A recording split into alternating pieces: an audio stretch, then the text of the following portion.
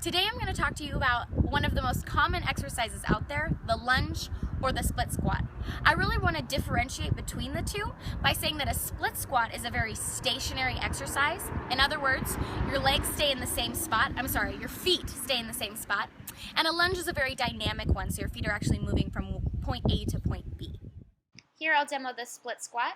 Feet stay in the same location, keep your chest up, pelvis underneath you. And then here, I demo that lunge. So you're actually moving from point A to point B. You could do this with alternating legs, or as I'm doing here on just one side. So let's talk today about how you can pinpoint all those common mistakes that people make in lunges and split squats, so you can really perfect your exercise and avoid injury. Mistake that I see in a lot of exercises, not just a lunge or split squat, is the hunching of the shoulders, allowing the chest muscles to pull your whole upper body forward. Essentially what you want to do is combat that by rolling the shoulders back and down, creating a nice long spine. Over-exaggerating here, this next mistake, but I do see this a lot. It's a misalignment of the pelvis where either it's rocked too far backward or too far forward, as you see here.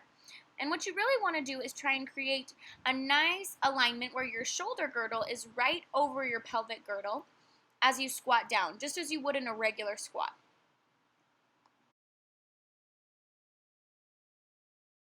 Sometimes I see a lifting through the front heel that causes a lack of stabilization in the lunge. You really want to make sure that front heel is rooted into the ground, that whole foot stays flat on the ground as you squat down.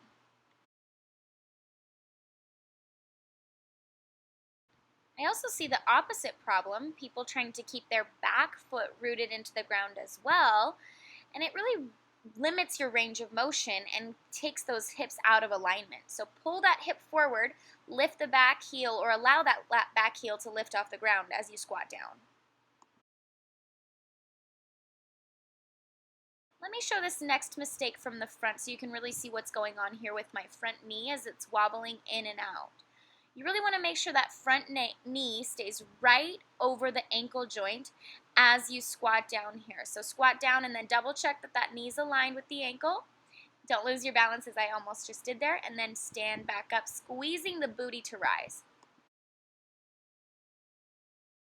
The final reminder, which is not really a mistake, is just to remind people to take their time when they're moving from that split squat into a full lunge. So sometimes we try to move too quickly, we lose our balance. If you can really make sure that you have a sure step as you step forward, front heel roots into the ground, you make sure you have proper body alignment, you're going to have a really successful lunge as you increase the speed.